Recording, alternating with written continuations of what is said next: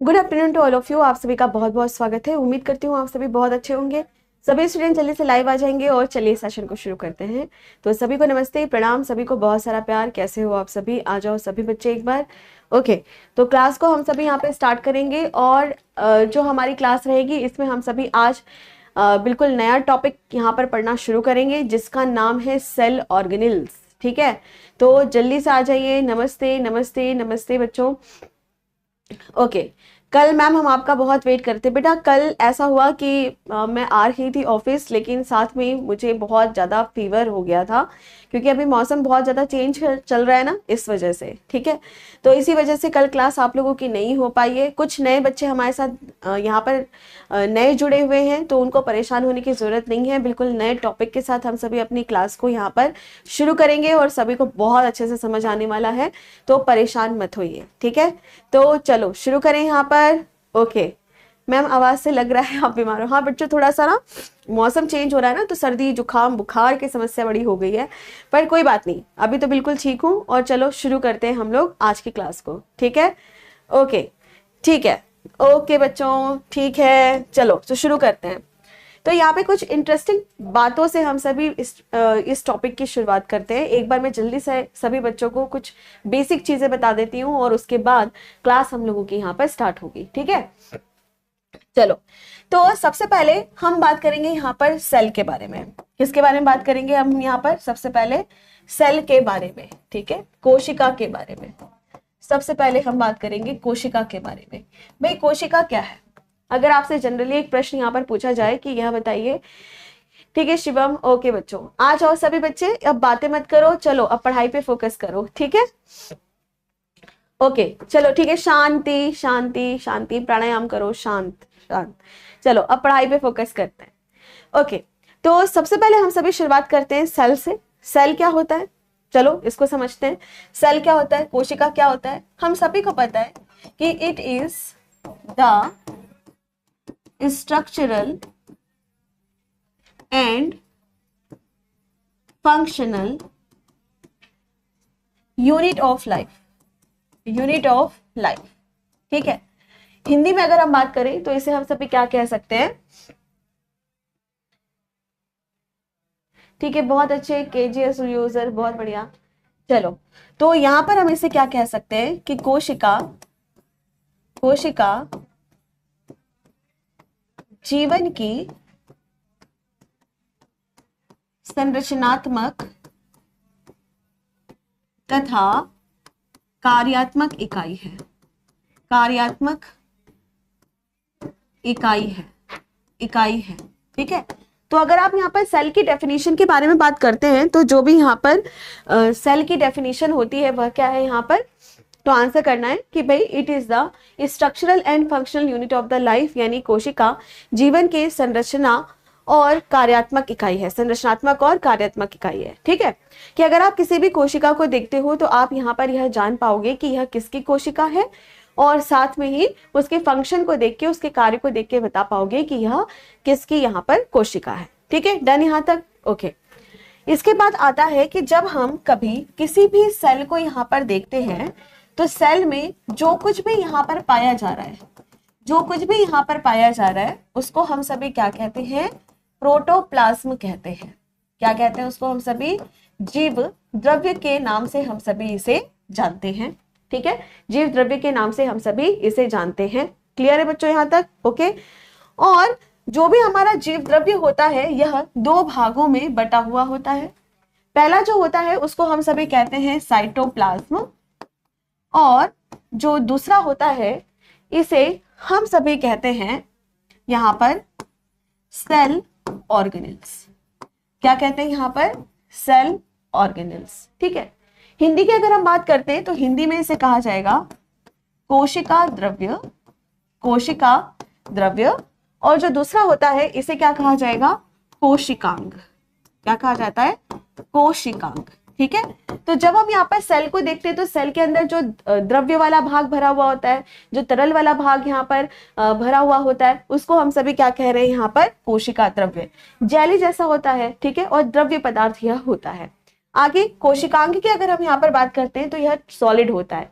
जैसे अगर आप यहाँ पर किसी भी कोशिका को देखते हो तो कोशिका में न्यूक्लियस यानी केंद्रक हो गया, माइटोकॉन्ड्रिया हो गया, गोल्गी बॉडीज हो गए, राइबोसोम्स हो गए, ये सभी के सभी यहाँ पर क्या कहलाते हैं? तो आंसर करना कोशिकांग कहलाते हैं। तो आज की क्लास में हम सभी किसके ऊपर फोकस करेंगे? यहाँ पर सेल ऑर्गेनेल यानी कोशिकांग के ऊपर फोकस करेंगे और कोशिकांग के ऊपर ही हम सभी आज इस पूरी क्लास को करेंगे।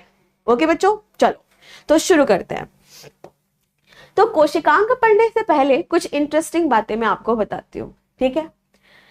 जब हम कभी भी ट्रैवल करते हैं, जब कभी भी हम लोग यहाँ पर घूमने के लिए जाते हैं, जब कभी भी हम लोग ट्रैवल यहाँ पर करते हैं, तो उस टाइम पर आप सभी क्या देखोगे कि भाई हम ना जो संतरे वाली गोली होती है वो खाते हैं, है ना, जिसको आप सभी कंपट के नाम से भी यहाँ पर जानते हो, ठीक है?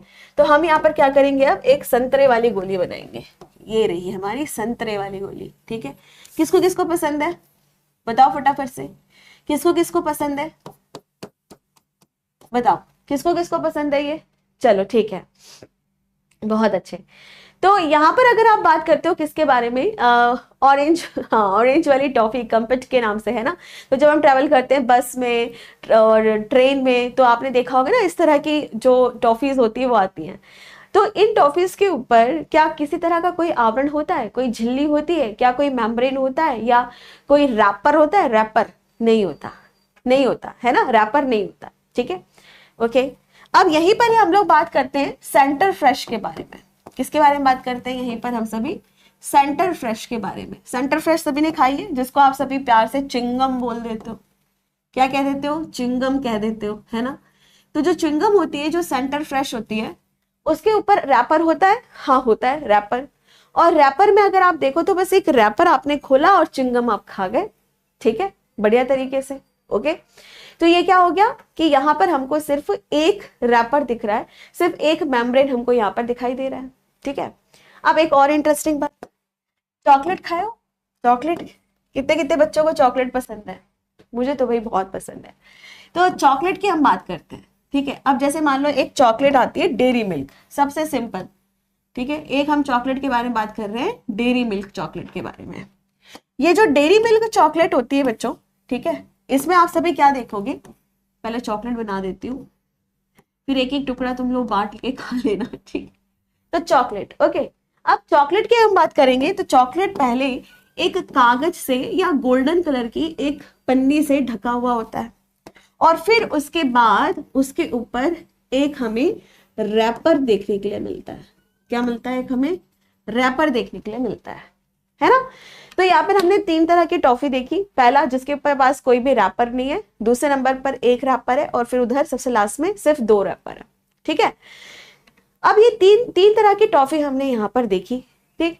तो बिल्कुल इसी तरीके से अगर हम बात करते हैं हमारे सेल ऑर्गेनल्स के बारे में, कोशिकांग के बारे में, तो वो भी ऐसे ही 3 तरीके के यहाँ पर होते हैं, ठीक है? तो चलो इसको भी समझते हैं यहाँ पर कि पहले नंबर पर जो आता है इसे हम सभी कहते हैं यहाँ पर single membrane bond. Single membrane bound, और हिंदी में कहा जाता है एकल झिल्ली युक्त। एकल झिल्ली युक्त, ठीक है? Okay done. अब यहां पर जो आप देखोगे सिर्फ एक आपको झिल्ली दिखाई देगा, एक झिल्ली वाला यहाँ पर क्या कहलाएगा? इसे हम कहेंगे, सॉरी ये होगा विदाउट मेम्ब्रेन, सॉरी मेरी गलती है बच्चों, कमेंट कम करना कम करो, ठीक है? इसे हम सभी कहेंगे without membrane, sorry without membrane, बिना झिल्ली युक्त, बिना झिल्ली युक्त, ठीक है? और ये क्या है बच्चों यहाँ पर? सिंगल झिल्ली युक्त, तो इसको हम कहेंगे सिंगल मेम्ब्रेन बाउंड, और हिंदी में कहेंगे एकल झिल्ली युक्त, ठीक है? वहां पर कितनी झिल्ली है? 2 झिल्ली है। कितनी झिल्ली है बेटा? 2 झिल्ली है, ठीक है? तो ये क्या हो जाएगा यहाँ पर? तो आंसर करना है डबल मेम्ब्रेन बाउंडेड, और हिंदी में कहेंगे द्विझिल्ली युक्त। ठीक है, डन बच्चों। ठीक है, तो हमने क्या देखा कि 3 तरह की टॉफी होती है। बिल्कुल उसी तरह से जब हम किसी सेल ऑर्गेनेल्स को देखते हैं, जब हम यहाँ किसी भी सेल ऑर्गेनेल को देखते हैं, कोशिकांग को देखते हैं, तो यह भी हमें 3 तरह की दिखाई देती है। पहला क्या होता है कि कुछ में झिल्ली है ही नहीं, किस, और दूसरे नंबर पर एक झिल्ली वाली है, और तीसरे नंबर पर 2 झिल्ली वाली है। ठीक है, तो क्या हो गया, विदाउट मेम्ब्रेन, सिंगल मेम्ब्रेन और डबल मेम्ब्रेन बाउंडेड, बिना झिल्ली युक्त, एकल झिल्ली युक्त और द्विझिल्ली युक्त। ठीक है, अब यहां पर जब हम अपने साइटोप्लाज्म को देखते हैं तो यहीं पर ही आप देखोगे कि बहुत सारी अलग अलग तरह के हमें सेल ऑर्गेनेल दिख रहे हैं, और उसमें कितनी झिल्ली पाई जा रही है, उसके ऊपर कितनी कवरिंग यहाँ पर पाई जा रही है, उस हिसाब से यह 3 भागों में बटी हुई होती है। जैसे सबसे बेस्ट मैं आपको बताती हूं, इसका एग्जाम्पल होता है राइबोसोम्स। इसका एग्जाम्पल क्या होता है बेटा, राइबोसोम्स, राइबोसोम। ठीक है, तो अगर आप यहाँ पर राइबोसोम के बारे में बात करते हो तो राइबोसोम क्या है, उसके ऊपर कोई भी झिल्ली नहीं पाई जाती, और ये सभी तरह की सेल्स में, सभी तरह की कोशिकाओं में आपको देखने के लिए मिलती है। चाहे वो प्रोकैरियोटिक कोशिका हो, चाहे वो यूकैरियोटिक कोशिका हो, चाहे वो प्लांट की सेल हो, चाहे वो एनिमल की सेल हो, सभी तरह की कोशिकाओं में हमें राइबोसोम दिखाई देता है। दूसरा जो इंपॉर्टेंट होता है वो है द्विझिल्ली युक्त। यहां पर आपको 3 एग्जाम्पल याद करने हैं। ठीक है, पहला जो एग्जाम्पल है वो है हमारा न्यूक्लियस। पहला जो एग्जाम्पल है वो क्या है, यहाँ पर केंद्रक। ठीक है, दूसरा जो एग्जाम्पल आता है वो आएगा यहाँ पर माइटोकॉन्ड्रिया। माइटोकॉन्ड्रिया, माइटोकॉन्ड्रिया को हम सभी हिंदी में माइटोकॉन्ड्रिया भी बोलते हैं, और इसको हम सभी सूत्र कणिका के नाम से भी जानते हैं। तो हिंदी वाला भी लिख देती हूँ, इसको हम सभी सूत्र कणिका के नाम से भी जानते हैं। ठीक है, और तीसरे नंबर पर आता है क्लोरोप्लास्ट। क्लोरोप्लास्ट, और हिंदी में इसे हम कहेंगे हरित लवक। हिंदी में हम इसे कहेंगे हरित लवक। ठीक है, चलिए डन, यहां तक समझ आ गया। तो अगर हम यहाँ पर बात करते हैं कि भाई हमारे पास जितने भी सेल ऑर्गेनेल होते हैं, जितने भी कोशिकांग होते हैं, वह 3 तरीके से यहाँ पे बटे हुए होते हैं। किसी किसी के ऊपर एक भी झिल्ली नहीं होती, किसी किसी पर सिर्फ एक झिल्ली होती है, और किसी किसी पर 2 झिल्ली होती है। अगर आप राइबोसोम के बारे में बात करते हो तो राइबोसोम में कोई भी झिल्ली नहीं पाई जाती, जबकि यहाँ पर आप देख रहे हो कि 2 झिल्ली पाई जाती है। अब ये 4 नाम आपको याद कर लेने हैं। राइबोसोम इधर, दूसरी तरफ न्यूक्लियस, सूत्रकणिका और हरित लवक। इन चारों के अलावा जितने भी सेल ऑर्गेनेल हैं, जैसे लाइसोसोम, वैक्यूल जिसको हम सभी राजधानी कह रहे हैं, जितने भी बाकी के एग्जाम्पल्स आपको यहाँ पर मिलेंगे, जितने भी उदाहरण आपको मिलेंगे, उनको कहाँ पे रख देना है, एकल झिल्ली युक्त में रख देना है। ठीक है, तो वो सारे नाम मैं यहाँ पर नहीं लिखवाऊंगी। ठीक है, अभी जब हम डिटेल में पढ़ेंगे तो साथ के साथ पढ़ते चलेंगे, लेकिन यहाँ पे नहीं लिखवा रही हूँ। क्यों? क्योंकि आप सिर्फ ये 4 नाम यहाँ पर याद कर लो, इसी से ही काम यहाँ पर चल जाएगा। ठीक है बच्चों, समझ आ गया? ओके, अच्छा, कुछ बच्चे कह रहे हैं कि A4 साइज। बेटा जैसे ही आपका चैप्टर खत्म होता है वैसे ही आपको A4 साइज का पूरा प्रिंटेबल PDF आपको अपलोड हो जाएगी नोट सेक्शन में। ठीक है, दूसरे नंबर पर कुछ बच्चे कह रहे हैं कि मैम नोट करें क्या? अगर आपकी स्पीड अच्छी है तो आप सभी नोट कर सकते हो। बाकी मैं आपको PDF, बोर्ड PDF भी प्रोवाइड करवा रही हूँ, और साथ में ही A4 साइज की भी PDF मैं आपको प्रोवाइड करवा रही हूँ। ठीक है, और एक बच्चा कह रहा है टॉपिक नाम क्या है?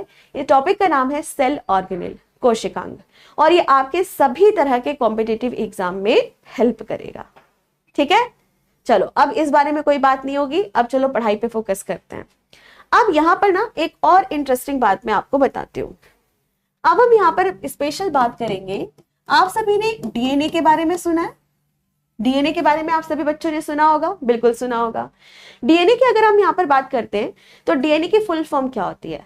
चलिए सभी बच्चे यहाँ पर जल्दी से बताइए इसकी फुल फॉर्म क्या होती है। अच्छा, कुछ बच्चे ऐसे हैं जो पहली बार क्लास कर रहे हैं, तो घबराओ मत, है ना। धीरे धीरे क्लास को 4-5 दिन का समय दो, ऑटोमेटिकली सारी चीजें आपको समझ आनी शुरू हो जाएंगी। जिन बच्चों ने लेट बैच ज्वाइन किया है बेटा, उनको परेशान नहीं होना है। आपकी जो पहले से वीडियो मेरी जो है, जो मैंने पढ़ा दिया है वीडियो एक दो, वो आप पहले पढ़ लो, है ना, आपको कोई दिक्कत नहीं होगी। ठीक है, कुछ बच्चे एकदम से आए हैं ना तो परेशान हो रहे हैं, बिल्कुल परेशान मत हो, रिलैक्स होके पढ़ो। ठीक है, चलो अब बताओ डीएनए की फुल फॉर्म क्या होती है, सभी बच्चे बताएंगे। यहां पर आंसर करना है deoxy ribo nucleic acid. Answer क्या हो जाएगा यहां पर, तो लिखेंगे डीऑक्सी राइबो न्यूक्लिक अम्ल, ये इसकी फुल फॉर्म होती है। और हमें ये पता है कि यह एक न्यूक्लिक एसिड है और ये सभी तरह के जीवों में पाई जाती है। मनुष्यों की अगर हम बात करते हैं तो हमारे अंदर डीएनए और आरएनए दोनों पाया जाता है। पर जो डीएनए होता है वह कैसे काम करता है, तो आंसर करना कि जो डीएनए होता है वह हमारे अनुवांशिकी पदार्थ की तरह कार्य करता है। हमारे अंदर डीएनए भी है, हमारे अंदर आरएनए भी है, लेकिन जो डीएनए होता है वह अनुवांशिकी पदार्थ यानी हेरिडिटरी मटेरियल की तरह काम करता है। ठीक है, और नॉर्मली तौर पर अगर आप डीएनए को देखोगे तो किसी भी सेल के अंदर डीएनए कहां पर पाया जाएगा, किसी भी सेल के अंदर डीएनए कहां पर पाया जाएगा, तो आंसर करना इन न्यूक्लियस। कहां पर पाया जाएगा, न्यूक्लियस में पाया जाएगा, केंद्रक के अंदर पाया जाएगा, केंद्रक में पाया जाएगा। हमेशा जो डीएनए होता है वो कहां पर पाया जाता है, केंद्रक में पाया जाता है। ठीक है, लेकिन कभी कभी क्या घुमा के प्रश्न पूछता है कि अच्छा यह यहाँ पर बताओ कि केंद्रक के अलावा और कहां कहां पर डीएनए पाया जाता है। ये भी कई बार प्रश्न आपसे पूछ लेता है। तो आप क्या बताएंगे, हमें पता है, क्या पता है हमें कि केंद्रक के अलावा माइटोकॉन्ड्रिया, केंद्रक के अलावा माइटोकॉन्ड्रिया यानी सूत्रकणिका और क्लोरोप्लास्ट और क्लोरोप्लास्ट यानी हरित लवक, हरित लवक में भी हमें इनका खुद का डीएनए देखने के लिए मिलता है। ठीक है, तो देखिए डीएनए की फुल फॉर्म क्या होती है, डीऑक्सीराइबोन्यूक्लिक एसिड। नॉर्मली तौर पर अगर आप किसी भी सेल को देखोगे तो जो डीएनए होगा वो कहां पर दिखाई देगा, न्यूक्लियस में दिखाई देगा, केंद्रक में दिखाई देगा। ठीक है, लेकिन अगर आपसे ये पूछ ले कि यह बताइए कि जो डीएनए होता है वो कहां पे पाया जा रहा है, केंद्रक में पाया जा रहा है। लेकिन कभी कभी आपसे यह भी यहाँ पर पूछता है कि केंद्रक के अलावा और कहां कहां पर पाया जाता है, तो आपको सीधे सीधे आंसर करना है माइटोकॉन्ड्रिया और क्लोरोप्लास्ट। माइटोकॉन्ड्रिया और हरित लवक में भी इनका खुद का डीएनए पाया जाता है। ठीक है, अब यहाँ पर एक और इंटरेस्टिंग बात कि अगर हम सभी इन दोनों को देखते हैं, यानी माइटोकॉन्ड्रिया और साथ में क्लोरोप्लास्ट को हम सभी देखते हैं, तो इनको ना अलग अलग नामों से भी जाना जाता है। जैसे कि एक नाम इनको दिया जाएगा semi autonomous cell organelle, cell organelle. ठीक है, हिंदी में हम इसे क्या कहेंगे, अर्ध स्वायत्त कोशिकांग, अर्ध स्वायत्त कोशिकांग के नाम से भी हम सभी इसे जानते हैं।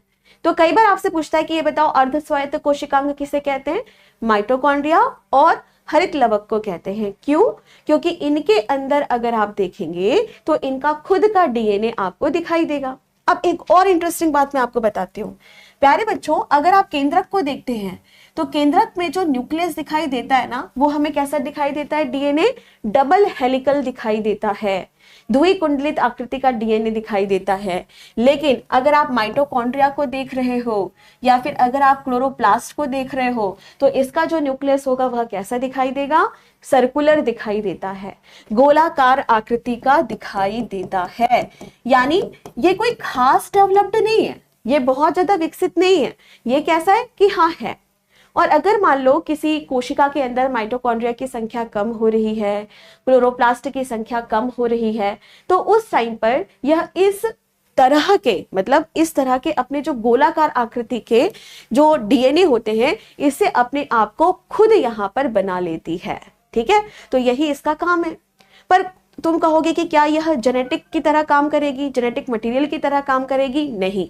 जेनेटिक मटेरियल की अगर हम बात करते हैं तो जेनेटिक मटेरियल की तरह हमेशा कौन काम करता है? जो केंद्रक के अंदर लीनियर, लंबवत या फिर कह सकते हो डबल हेलिकल जो आपका डीएनए है, वही हमेशा जेनेटिक के लिए काम करेगा, हमेशा अनुवांशिकता के लिए वही काम करेगा। ठीक है।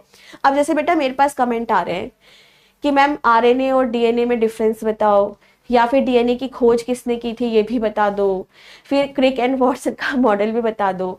तो बेटा देखो एक बात समझो, हमें क्या करना है यहाँ पर, जो टॉपिक है ना उसी पे ही स्टिक रहना है। हम यहाँ पे क्या पढ़ रहे हैं? Cell organelle. जब हमारा सेल ऑर्गेनेल कोशिकांग वाला चैप्टर खत्म हो जाएगा तब हम पढ़ेंगे डीएनए एंड आरएनए। ठीक है।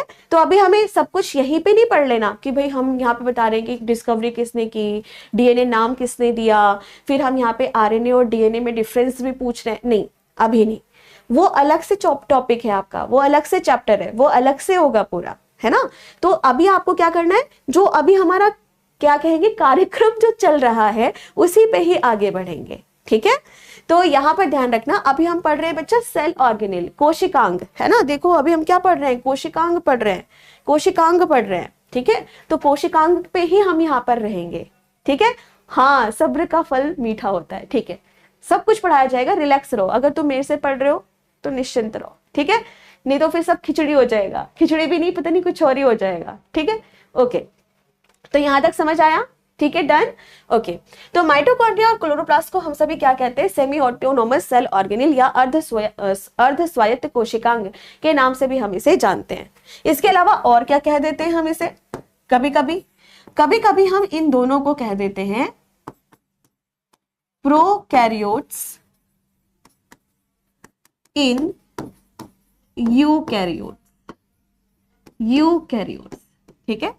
तो कभी कभी हम इन दोनों को और क्या कह देते हैं? तो आंसर करना है, कभी कभी इसकी जो उपाधि दे दी जाती है वह क्या? यूकैरियोटिक के अंदर, यूकैरियोटिक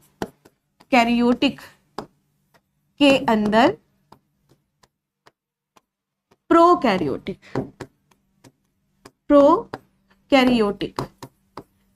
की भी इनको उपाधि दे दी जाती है। ठीक है। तो जैसे कहते हैं ना, तेरा मुंह चांद का टुकड़ा, कहते हैं ना हम यहाँ पर, ठीक है, कि तेरा मुंह तो चांद के टुकड़े की तरह है। तो इसका ये मतलब थोड़ी है कि तुम्हारा जो मुंह है वो सचमुच में चांद है या उसका टुकड़ा है। भाई तुम तो पहली बात उसका टुकड़ा कर नहीं पाओगे, है ना। तो यहाँ पर आप सभी को यह ध्यान रखना है कि बिल्कुल उसी तरीके से जो हमारी सूत्रकणिका होती है, हरित लवक होती है, उसकी उपाधि किससे कर दी गई है? प्रोकैरियोटिक से उसकी तुलना कर दी गई है। अब कहोगे मैम ऐसा क्यों, वाई मैम? तो चलो इसको भी समझते हैं। तो जब हम प्रोकैरियोटिक के बारे में बात करते हैं तो हमें पता है कि वह एक ऐसी कोशिका है जो बहुत ही ज्यादा अल्प विकसित है। वो अच्छे से यहाँ पर नहीं बनी हुई है, अच्छे से बिल्कुल नहीं बनी हुई है, बिल्कुल अल्प विकसित है ना। और आपको ये भी पता है कि उसके अंदर जो न्यूक्लियस पाया जाता है वो ना के बराबर है। अगर वहां पर कोई डीएनए पाया भी जा रहा है तो वो ना के बराबर है, वो अपने आप को अच्छे से निर्माण कर ही नहीं पाते हैं कभी। ठीक है। तो बिल्कुल इसी तरह से जब हम माइटोकॉन्ड्रिया और हरित लवक के बारे में बात करते हैं तो इनकी तुलना भी किससे कर दी जाती है? प्रोकैरियोटिक सेल से कर दी जाती है। ठीक है। Okay, done. तो चलो एक बार रिवाइज करवा देती हूँ मैं। ठीक है, फटाफट से एक बार मैं आप लोगों को रिवाइज करा देती हूँ। तो सबसे पहले मैंने क्या बताया कि जो भी हमारी सेल है वो क्या है? जीवन की संरचनात्मक और कार्यात्मक इकाई है। ओके। दूसरे नंबर पर मैंने क्या बताया कि जो भी हमारी कोशिका होती है उसके अंदर जो कुछ भी यहाँ पर भरा हुआ होता है, जो कुछ भी यहाँ पर भरा हुआ होता है, ठीक है, उसको हम सभी कहते हैं प्रोटोप्लाज्म। प्रोटोप्लाज्म दो तरीके से यहाँ पे बटा है, पहला है कोशिका द्रव्य और दूसरा है कोशिकांग। कोशिकांग की अगर हम बात करते हैं तो कोशिकांग क्या है कि अगर किसी भी सेल को आप देखते हो तो उसके अंदर जो भी सॉलिड भाग दिखाई देता है और कुछ कार्य कर रहा होगा, कुछ स्पेशल कार्य कर रहा होगा, उसको हम सभी कोशिकांग कहते हैं। कोशिकांग को उनकी झिल्ली के हिसाब से कि उनके ऊपर कितनी कवरिंग है, कितनी झिल्ली है, उस आधार पर तीन तरीके से बांटते हैं। ठीक है। पहला जो होता है उसको हम कहते हैं बिना झिल्ली युक्त, जैसे कि राइबोसोम। कुछ होते हैं एकल झिल्ली युक्त, ठीक है। और तीसरे नंबर पर जो आते हैं वो है द्विझिल्ली युक्त, जिसको हम सभी डबल मेम्ब्रेन बाउंड कहते हैं। तो जैसे न्यूक्लियस हो गया, माइटोकॉन्ड्रिया हो गया, क्लोरोप्लास्ट हो गया, ये सभी कैसे होते हैं? डबल मेम्ब्रेन बाउंड होते हैं, यानी द्विकुंडलित युक्त यहाँ पर होते हैं। ठीक है। अब आगे नेक्स्ट पॉइंट की तरफ, यहीं पर ही बात आ जाती है डीएनए के बारे में, क्योंकि ये क्वेश्चन बहुत ज्यादा पूछता है और पूछा भी गया है कि भाई डीएनए की फुल फॉर्म क्या होती है, डीऑक्सीराइबोन्यूक्लिक एसिड। डीएनए कहाँ पे पाया जाता है, तो कोई भी आप सेल देखेंगे, सेल के अंदर जो न्यूक्लियस होता है, केंद्रक होता है, उसके अंदर डीएनए पाया जाता है। पर कभी कभी पूछता है कि यह बताओ कि न्यूक्लियस के अलावा, केंद्रक के अलावा डीएनए कहां कहां पर पाया जाएगा, तो आंसर करना है माइटोकॉन्ड्रिया और क्लोरोप्लास्ट। ठीक है, और माइटोकॉन्ड्रिया और क्लोरोप्लास्ट के डीएनए की अगर हम बात करते हैं तो इनका डीएनए कैसा होता है बच्चों, सर्कुलर होता है। कैसा होता है, सर्कुलर, यानी गोलाकार आकृति का होता है, गोलाकार आकृति का होता है। जबकि केंद्रक में जो होगा वो कैसा होगा, लीनियर। ठीक है, लीनियर। लीनियर की अगर आप यहां पर बात करते हो तो लीनियर मतलब क्या होता है, लंबा, लंबवत। ठीक है, लीनियर। तो यहाँ पे अगर आप बात करो तो केंद्रक में जो यहाँ पर डीएनए होगा वह कैसा होगा, लंबवत होता है। ठीक है, डन। अब आगे नेक्स्ट पॉइंट, सूत्रकणिका और हरितलवक की अगर आप बात करते हो तो इनका डीएनए क्या काम करेगा कि अगर किसी भी सेल में माइटोकॉन्ड्रिया की संख्या कम हो रही है या क्लोरोप्लास्ट की संख्या कम हो रही है तो ये अपने डीएनए के माध्यम से अपनी संख्या को यहाँ पर बढ़ा सकते हैं। ठीक है, आगे नेक्स्ट पॉइंट, इन दोनों की तुलना किससे की गई है, इन्हें कहा जाता है अर्ध स्वायत्त कोशिकांग, और इसकी तुलना की गई है कि यूकैरियोटिक के अंदर प्रोकैरियोटिक की तरह यह दिखाई देता है। ठीक है, बस डन। समझ आ गया बच्चों यहां तक, तो थम्स अप कर दो फटाफट से। ठीक है, यहां तक समझ आ गया, चलिए ओके डन, बहुत बढ़िया। चलो अब इसके आगे ना हम नेक्स्ट पॉइंट की ओर यहां पर बढ़ते हैं और कुछ चित्र मैं आप लोगों को यहां पर दिखा देती हूं। जैसे ये चित्र आप देखो ध्यान से। ठीक है, ये एक सेल है, सेल के अंदर जेली की तरह साइटोप्लाज्म भरा हुआ है, और ये सब आपको क्या यहाँ पर दिखाई दे रहे हैं, सेल ऑर्गेनिल्स यानी कोशिकांग दिखाई दे रहे हैं। जैसे न्यूक्लियस हो गया, एंडोप्लाज्मिक रेटिकुलम हो गया, माइटोकॉन्ड्रिया हो गया, गोल्गी बॉडीज हो गया, ये सभी क्या है बच्चों, सेल ऑर्गेनिल यहाँ पर कहलाए जाते हैं। ठीक है, अब यहीं पर ही हम सभी बात करेंगे किसके बारे में, सेल वॉल के बारे में। अब हम यहाँ पर किसके बारे में बात करेंगे, सेल वॉल के बारे में। ठीक है, तो चलिए सबसे पहले हम शुरू करेंगे अब सेल वॉल के बारे में, जिसको हम सभी कहते हैं कोशिका भित्ति। क्या कहते हैं, कोशिका भित्ति। तो चलिए यहीं से ही आगे शुरुआत करते हैं। सेल पढ़ा, साइटोप्लाज्म, प्रोटोप्लाज्म, और फिर अब हम सभी शुरू करेंगे यहां पर किसके बारे में, सेल वॉल के बारे में, कोशिका भित्ति के बारे में। ठीक है, अब जब कोशिका भित्ति के बारे में बात करते हैं ना तो सबसे पहले समझते सबसे सिंपल तरीके से। मैम पिछली क्लास के नोट्स भेज दीजिएगा। ठीक है बेटा, सब अपलोडेड है, एक बार मैं और चेक करवा लूंगी, परेशान मत हो। अब चलो सभी समझते हैं यहाँ पर। अब हम यहाँ पर ना दो तरह की सेल बनाएंगे, पहली सेल ये है और दूसरी सेल ये है। ठीक है, दो सेल हमने बनाई। ये वाली जो सेल है इसका नाम है एनिमल सेल, जिसको हम सभी कहते हैं जंतु कोशिका। ठीक है, दूसरे नंबर पर जो सेल आती है इसे हम सभी कहते हैं प्लांट सेल, यानी पादप कोशिका। अब कुछ बच्चे बोलेंगे मैम पादप का क्या मतलब है, पेड़ पौधे। पादप का क्या मतलब है, पेड़ पौधे। ठीक है, तो यहां पर आपको ध्यान रखना है कि सबसे पहले हमने यहां पर एक सेल देखा, एक है एनिमल सेल और एक है प्लांट सेल। ठीक है बच्चों, अब यहां पर ना एक है जंतु कोशिका, एक है पादप कोशिका। सबसे पहले एग्जाम में एक नॉर्मल क्वेश्चन पूछता है, what is the difference between plant and animal cell, यानी पादप कोशिका और जंतु कोशिका में मुख्य अंतर किस बात का होता है। सबसे मुख्य अंतर किस बात का होता है, सेल वॉल का। किसका होता है, सेल वॉल का। अब इससे को समझते हैं, इसका मतलब क्या है कि अगर आप जंतु कोशिका को देखते हो, अगर आप सभी जंतु कोशिका को देखते हो तो इसमें कोई भी सेल वॉल नहीं है, लेकिन अगर आप प्लांट सेल को देखोगे, किसको, अगर आप प्लांट सेल को देखोगे तो प्लांट सेल में आपको क्या दिखाई देगा, यहां पर एक सेल वॉल जरूर दिखाई देगा, एक कोशिका भित्ति आपको जरूर यहां पर दिखाई देगी।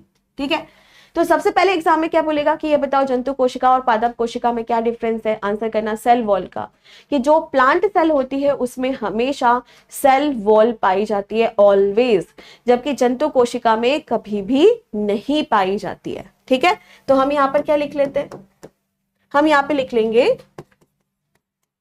सेल वॉल इज एब्सेंट, मतलब कोशिका भित्ति अनुपस्थित होती है, अनुपस्थित होती है। ठीक है, जबकि दूसरे नंबर पर हम बात करेंगे पादप कोशिका, तो यहां पर सेल वॉल हमेशा होगी, तो लिखेंगे यहां पर cell wall is present, is present. और हिंदी में कहेंगे कोशिका भित्ति उपस्थित होती है, कोशिका भित्ति उपस्थित होती है।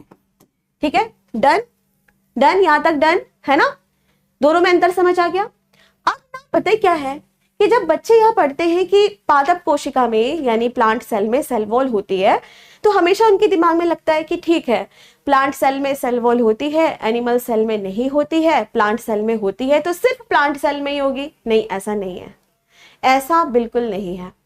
प्लांट सेल के अलावा भी ऐसी बहुत सारी सेल होती हैं जिनमें सेल वॉल पाया जाता है। ठीक है, चलो अब समझते हैं कौन कौन यहां पर। ठीक, तो हमने क्या देखा कि भाई प्लांट सेल में तो पाया ही जाता है, पादप कोशिका में तो पाया ही जाता है सेल वॉल, बिल्कुल पाया जाता है। लेकिन और ऐसी कौन कौन सी सेल हैं जिसमें पाया जा सकता है, तो चलो देखते हैं। दूसरे नंबर पर आता है यहां पर फंगल सेल, यानी कवक की कोशिका, कवक की कोशिका। आप सभी मशरूम खाए हो, कुकुरमुत्ता, मशरूम, या फिर आपने फफूंदी का नाम सुना होगा, ये सब क्या होते हैं, फंजाई, कवक, है ना।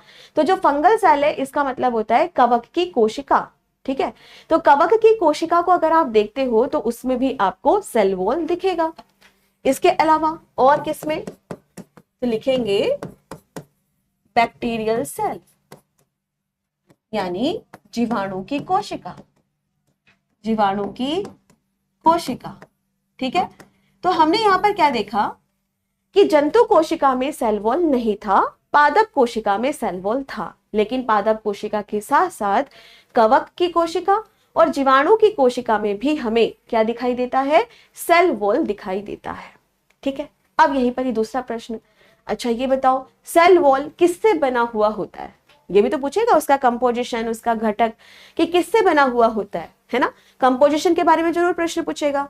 तो आंसर करना है कि जो भी हमारा पादप कोशिका होता है उसकी सेल वॉल हमेशा किससे बनी होती है, सेलुलोज से बनी हुई होती है। किससे, सेलुलोज से बनी हुई होती है। किससे बनी हुई है, सेलुलोज से बनी हुई होती है। हमेशा ये प्रश्न पूछता है, बहुत बढ़िया, सभी बच्चों को पता है, वेरी गुड, सेलुलोज की बनी हुई होती है, बहुत अच्छे। लेकिन अगर पूछ ले ये बताओ कि कवक की कोशिका किससे बनी हुई होती है, और ये बहुत प्रश्न पूछा गया है एग्जाम्स में, तो आंसर करना काइटिन नाम के एक पदार्थ से बनी हुई होती है। किससे, तो आंसर करना है काइटिन। आंसर क्या करना है, काइटिन। तो काइटिन नाम के पदार्थ से यह यहाँ पर बनी हुई होती है। ठीक है, डन, ओके। अब यही पर ही ना, नहीं चिटिन नहीं होगा, काइटिन, इसको हम सभी काइटिन बोलते हैं। ठीक है बेटा, आगे नेक्स्ट पॉइंट की ओर बढ़ते हैं, आगे यहाँ पर चलते हैं। आगे बात होती है कि भाई बैक्टीरिया में भी सेल वॉल होती है, हाँ होती है, पर जल्दी से सभी बच्चे मुझे कमेंट करके बताएंगे ऐसे कौन सी बैक्टीरिया होती है जिसमें सेल वॉल नहीं पाया जाता, बताओ फटाफट से। ऐसी कौन सी बैक्टीरिया है जिसमें सेल वॉल नहीं पाया जाता, माइकोप्लाज्मा, वेरी गुड। तो माइकोप्लाज्मा की अगर आप बात करते हो तो यह एक ऐसी बैक्टीरिया होती है जिसमें सेल वॉल नहीं पाया जाता, बाकी सभी में पाया जाता है, वेरी गुड। तो यहां पर आएगी बात अब जीवाणु की कोशिका किससे बनी हुई होती है, और आंसर करना है यहां पर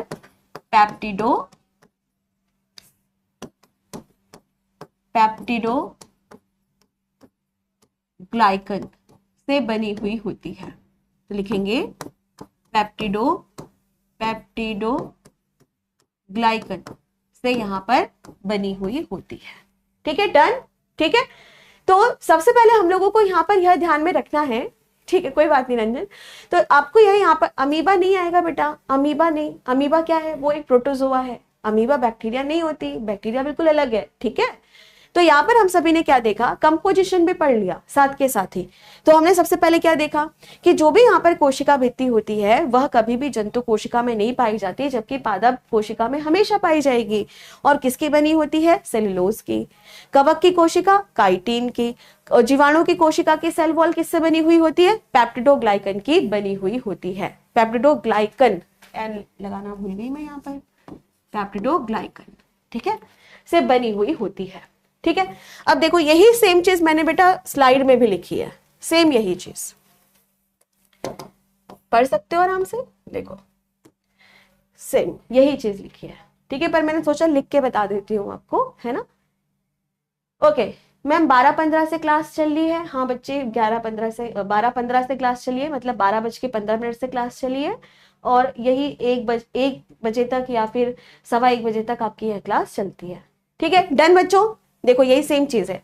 अब ना यहाँ पर एक बच्चे ने बहुत अच्छा प्रश्न पूछा है, मैम एल्गी का बता दो। बच्चे ने बोला मैम एल्गी यानी शैवाल का भी बता दो। अब देखो बड़ी इंटरेस्टिंग बात, शैवाल की अगर हम बात करते हैं ना, तो शैवाल क्या है, सबसे सिंपलर प्लांट है, सबसे सरलतम पौधा है, सबसे सरलतम पौधा। तो शैवाल कहाँ पे आ गया, पौधों में ही तो आ गया बेटा, इसीलिए तो अलग से नहीं लिखा है ना। तो अगर आप शैवाल के बारे में बात कर रहे हो तो जाहिर सी बात है उसकी जो सेल वॉल होगी वो किसकी बनी होगी, सेलुलोज की बनी होगी। ठीक है, तो शैवाल कोई अलग से नहीं है, शैवाल क्या है, सबसे सरलतम पौधा, सबसे सिंपलेस्ट प्लांट होता है, और उसकी जो सेल वॉल होती है वो भी किसकी बनी होगी, सिंपल सी बात है, सेलुलोज से बनी हुई होगी। ठीक है, डन बच्चों यहाँ तक। अब हम बात करते हैं सेल वॉल की खोज किसने की है। तो जो बच्चे काफी दिनों से मुझसे पढ़ रहे हैं फटाफट से आंसर करो, नए बच्चों को तो आज माफी है। बताइए फटाफट से, सेल वॉल की खोज किसने की थी, बताओ बताओ जल्दी बताओ, सेल वॉल की खोज किसने की थी, रॉबर्ट हुक ने। वेरी गुड, बहुत बढ़िया। तो देखो सेम वही चीज, आगे बढ़ते हैं। तो यहां पर हम बात करते हैं कि यह बताइए कि जो भी हमारी सेल वॉल होती है उसकी डिस्कवरी किसने की थी, रॉबर्ट हुक ने की थी। तो रॉबर्ट हुक के बारे में भी जानकारी मैंने दी थी, है ना। तो जो बच्चे यहाँ पे नए जुड़े हुए हैं परेशान मत होना बेटा, आपको फिर से पढ़ा दूंगी, या फिर जो वीडियो है वो देख लेना। ठीक है, जो पुराने बच्चे हैं उनको पता है। तो मैंने क्या बताया था, सेल वॉल की खोज किसने की थी, रॉबर्ट हुक। सेल की खोज किसने की थी, रॉबर्ट हुक, है ना। सेल शब्द किसने दिया था, रॉबर्ट हुक। बहुत अच्छे। और साथ में मैंने आपको क्या बताया था कि 1665 में 1665 में खोज की थी सेल की, लेकिन ये सेल कैसी थी, मृत कोशिका थी। तो जीवित कोशिका की खोज किसने की थी, ये भी पढ़ाया है, लीवेनहॉक। बहुत बढ़िया, बहुत अच्छे। तो जो बच्चे आज नए जुड़े हैं ना वो परेशान मत होना बेटा, ठीक है, कि अरे हम पीछे रह गए, नहीं कुछ ऐसा नहीं है। थोड़ा सा 3-4 जो टॉप मतलब क्या बोलूंगी दिन, है ना, या घंटे, 3-4 घंटे का बस अंतर है तुम्हारे और आज की क्लास में, उसको जल्दी जल्दी पढ़ लेना तो फिर फटाफट से हो जाएगा। ठीक है, चलो। तो रॉबर्ट हुक ने ही यहाँ पर क्या किया था, सेल वॉल की खोज की थी। अब यहाँ पर बात आती है कि मैम ये बताओ कि ठीक है हमने सेल वॉल के बारे में सारी जानकारी ले ली, पर ये बताइए कि सेल वॉल का काम क्या होता है, सेल वॉल का काम क्या होता है मैम, ये भी तो दिमाग में आ रहा होगा ना कि सेल वॉल का क्या काम होता है, प्रोटेक्शन देना। क्या काम होगा बेटा, प्रोटेक्शन देना। अब देखो अगर मैं तुमको एक सुई चुभा दूं तो तुम क्या करोगे, अरे अरे मैम ये क्या कर रहे हो, भाग जाओगे यहाँ से, है ना। पर जो पौधा होगा वो क्या करेगा, बेचारा थोड़ा सा ही तो साइड होगा, लहरा सकता है बस वो अपनी जगह, भाग तो नहीं सकता, है ना। तो यहाँ पर जितने भी नाजुक या कह सकते हो ऐसे जो एक ही जगह रहते हैं उनकी अगर हम बात करें तो उनमें जो सेल वॉल होता है वह क्या करेगा, प्रोटेक्शन देने का काम यहाँ पर करेगा। ठीक है, डन। तो इसीलिए इसमें एक एक्स्ट्रा लेयर यहाँ पर बना दी गई है कि ताकि जो हमारी सेल है उसका बचाव यहाँ पर हो सके। और साथ में ही कितने नाजुक है, बैक्टीरिया इतनी नाजुक है, कवक इतनी नाजुक है, सेल इतने नाजुक हैं किसके, प्लांट के, तो उनको सपोर्ट भी तो चाहिए, वो अपनी शेप को अच्छे से यहाँ पे बना तो पाए, है ना। तो उस शेप को बहुत अच्छे से बना पाए, तो प्रोटेक्शन और सपोर्ट, वेरी गुड, प्रोटेक्शन और सपोर्ट दोनों की जरूरत है, और इसीलिए यहाँ पर सेल वॉल यह काम करता है। डन बच्चों, समझ आ गया, ठीक है। अच्छा अब एक चीज और देखते हैं। अब देखो ये हमने सेल को देखा, ये हमने यहां पर एक सेल को देखा, ठीक है। अब आपको ये भी पता होगा कि जो सेल होता है उसकी जो बाउंड्री होती है उसको हम सभी क्या कहते हैं, इसको हम सभी कहते हैं प्लाज्मा मेम्ब्रेन। सेल की जो बाउंड्री होती है उसको हम सभी क्या कहते हैं, प्लाज्मा मेम्ब्रेन, और हिंदी में हम सभी कहेंगे प्लाज्मा झिल्ली, है ना, प्लाज्मा झिल्ली। तो भाई देखो, चाहे वो कैसी भी सेल हो, प्लांट की सेल हो, एनिमल की सेल हो, जीवाणु की सेल हो, आपकी सेल हो, मेरी सेल हो, अमीबा की सेल हो, किसी की भी सेल हो, किसी की भी सेल हो, जो प्लाज्मा झिल्ली होगा वो तो हमेशा रहेगा ही, क्योंकि ये क्या है, बाउंड्री है ना। अगर मेरी सेल है तो एक बाउंड्री रखूंगी तभी तो वो सेल है ना। तो यह ध्यान रखना कि प्लाज्मा झिल्ली तो सब में ही रहेगी, लेकिन कुछ कुछ ऐसे होते हैं जैसे कि पादप, कवक, जीवाणु, जिसके ऊपर हमें एक दूसरी कवरिंग दिखाई देती है, सेल वॉल। समझ आया बेटा? तो कई बार ना बच्चे कंफ्यूज हो जाते हैं कि मैम सेल मेम्ब्रेन है या नहीं। सेल मेम्ब्रेन तो रहेगा ही, सब में रहेगा सेल मेम्ब्रेन, जरूर रहेगा सेल मेम्ब्रेन, ठीक है। तो सेल मेम्ब्रेन सब में रहेगा, हाँ सेल वॉल अब्सेंट हो सकता है या फिर प्रेजेंट हो सकता है, ठीक है। तो अगर मैं आपसे ये कहूं कि यह बताइए एनिमल सेल में सेल को घेरने वाली झिल्ली का क्या नाम है, कौन सी लेयर से यह घिरा हुआ होता है, प्लाज्मा झिल्ली, सिंपल।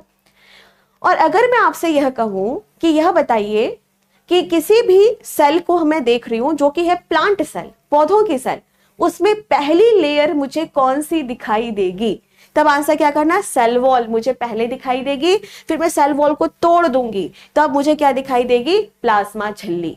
लेकिन एनिमल सेल में सिर्फ प्लाज्मा झिल्ली, क्योंकि उसमें तो सेल वॉल होता ही नहीं है। समझ आया बेटा? क्लियर है? Done done. हाँ, एक बच्चे ने पूछा है कि मैम क्या पढ़ाई करते टाइम पे हम ब्लैक कॉफी उपयोग कर सकते हैं? हाँ कर सकते हैं, लेकिन बहुत थोड़ी सी। अगर आप एक बार पीते हो तो थोड़ी सी पी सकते हो, अगर 2 बार पीते हो तो 1/4 कप, ठीक है। बहुत ज्यादा मत पीना बेटा, नहीं तो डिहाइड्रेशन हो जाएगा, गर्मी वैसे ही चल रही है, ठीक है। डन? यहां तक सबको समझ आ गया? बहुत अच्छे। फिर से रिवाइज करा दूं एक बार? चलो बहुत बढ़िया, बच्चे बड़े प्यारे आए हैं इस बार, अच्छे से। चलो तो देखो सेम वही चीज है, झिल्ली की उपस्थिति या अनुपस्थिति के आधार पर कोशिका अंग को 3 श्रेणियों में वर्गीकृत किया गया है, ठीक है। और ये जो 3 श्रेणियां हैं यह कौन कौन सी हैं? पहली बिना झिल्ली युक्त, एकल झिल्ली युक्त, द्विझिल्ली युक्त, ठीक है। फिर इसके एग्जाम्पल्स आप लोगों को यहाँ पर याद रख लेने हैं कि भाई जो राइबोसोम होता है वो बिना झिल्ली युक्त वाला है, केंद्रक, माइटोकॉन्ड्रिया, क्लोरोप्लास्ट जो होता है वो द्विझिल्ली वाला है। इन चारों के अलावा जो भी होगा उसको हम यहाँ पे रख देंगे, यहाँ पे रख देंगे, ठीक है, ओके। अब इसके आगे नेक्स्ट पॉइंट, डीएनए की फुल फॉर्म क्या होती है? Deoxyribonucleic acid, okay. फिर भाई ये बताओ डीएनए कहाँ पे पाया जाता है? केंद्रक में, बहुत बढ़िया। फिर आता है कि जो केंद्रक के अलावा और कहाँ पे पाया जाता है? माइटोकॉन्ड्रिया और क्लोरोप्लास्ट, ठीक है। इन दोनों की तुलना किससे की गई है? प्रोकैरियोटिक से तुलना की गई है। अगर आपसे पूछा जाए कि ये बताओ यूकैरियोटिक के अंदर प्रोकैरियोटिक किसे कहते हैं, आंसर करना है हमारा माइटोकॉन्ड्रिया और क्लोरोप्लास्ट, ठीक है। फिर आता है यहाँ पे अर्धस्वायत्त कोशिकांग, भी इन दोनों को ही कहते हैं, ठीक है। फिर इसके बाद हम सभी ने यहाँ पे क्या पढ़ा है बच्चों? सेल वॉल, ठीक है। सेल वॉल की अगर आप बात कर रहे हो तो ये क्या है यहाँ पर? कोशिका भित्ति। कोशिका भित्ति जो होती है वह जंतु कोशिका में नहीं होती, पादप कोशिका में होती है। इसके अलावा कवक और जीवाणु की कोशिका में भी यह मिलती है। फिर हम कहेंगे कि पादप कोशिका की सेल वॉल किससे बनी है? सेलुलोज की। कवक कोशिका की सेल वॉल किसकी बनी है? काइटिन की। जीवाणु कोशिका की सेल वॉल किससे बनी है? पेप्टिडोग्लाइकन की। बस बात खत्म, ठीक है। और सेल वॉल की खोज किसने की? रॉबर्ट हुक ने। किसने की है? रॉबर्ट हुक ने, ठीक है, ओके बच्चों। अच्छा, एक बच्चे ने पूछा है कि सेल वॉल और प्लाज्मा झिल्ली एक ही होती है? नहीं नहीं नहीं नहीं, रेलवे में सिलेक्शन हो गया है मैम मेरा, फिर भी प्रिपरेशन कर रहा हूँ। वेरी गुड, बहुत बढ़िया, करते रहिए हमेशा ना, नई ऊंचाइयों को छूइए आप, ठीक है, ओके। तो यहाँ पर ना एक बच्चे ने पूछा है कि मैम प्लाज्मा झिल्ली और सेल वॉल एक है? नहीं बेटा, दोनों अलग अलग है। अब जो कल की क्लास यहाँ पर होगी ना, ठीक है, जो कल की क्लास यहाँ पर होगी इसमें हम सभी किसके बारे में बात करेंगे? प्लाज्मा झिल्ली के बारे में बात करेंगे। तो आज मैंने आपको क्या बताया? सेल वॉल, ठीक है, सेल वॉल, ठीक ठीक है, डन बच्चों? ओके ओके, बहुत बढ़िया। चलिए, तो आज के सेशन को हम सभी इतना ही रखेंगे। उम्मीद करती हूँ कि सभी को अच्छे से समझ आया होगा। आज मैंने आपको छोटा सा पढ़ाया है, कल बिल्कुल अपने हथियारों को लेकर के आना। जिन बच्चों ने नई क्लास आज से ज्वाइन की है, बेटा परेशान होने की जरूरत नहीं है, ठीक है, क्योंकि सेल ऑर्गेनेल आज से ही शुरू हुआ है। पर इससे पहले भी जो मैंने पढ़ाया, एक बार प्लीज उसको थोड़ी स्पीड से पढ़ लेना। बहुत इजी टॉपिक है, बहुत आराम आराम से पढ़ो, बहुत अच्छे से हो जाएगा। पर कल मैं पढ़ाऊंगी आपको प्लाज्मा मेम्ब्रेन, माइटोकॉन्ड्रिया और न्यूक्लियस। ठीक है, चलो डन। ओके बच्चों, तो कल की क्लास में मिलती हूँ। आप सभी तब तक अपना ख्याल रखो, और प्लीज पहले का थोड़ा सा अगर पढ़ सको, जिन बच्चों ने आज क्लास ज्वाइन की है तो बहुत अच्छा रहेगा। ठीक है, बाकी जो बच्चे रेगुलर क्लास में आ रहे हैं वो रेगुलर क्लास में आते रहिए। हाँ, एक बच्चा पूछ रहा था ब्लैक कॉफी किसे कहते हैं। बेटा कॉफी बनाते हैं, उसमें दूध डालते हैं, अगर आप दूध नहीं डालोगे तो वो बन जाती है ब्लैक कॉफी। पर मैं आपको यही कहूंगी कि ब्लैक कॉफी आप पीते हो, अच्छी बात है, लेकिन उसके अलावा अगर आप पानी पियोगे, ज्यादा से ज्यादा पानी पियोगे, तो वो और अच्छा रहेगा, क्योंकि पानी जो होता है वो आपकी बॉडी में ऑक्सीजन लेवल को बढ़ा देता है, ताकि आपका ब्रेन जो होता है बड़ा सक्रिय हो जाता है। आर्यन बेटा आप वीडियो देख लेना एक बार, है ना। बाकी कोई दिक्कत होगी कल मैं समझा दूंगी। चलिए, एमसीक्यूज लास्ट में होंगे, जैसे ही चैप्टर खत्म होगा वैसे ही एमसीक्यूज होंगे। ठीक है, चलो तो कल की क्लास में पढ़ते हैं। आप सभी तरह अपना ख्याल रखो। Thank you so much, take care, bye bye, जय हिंद, जय भारत।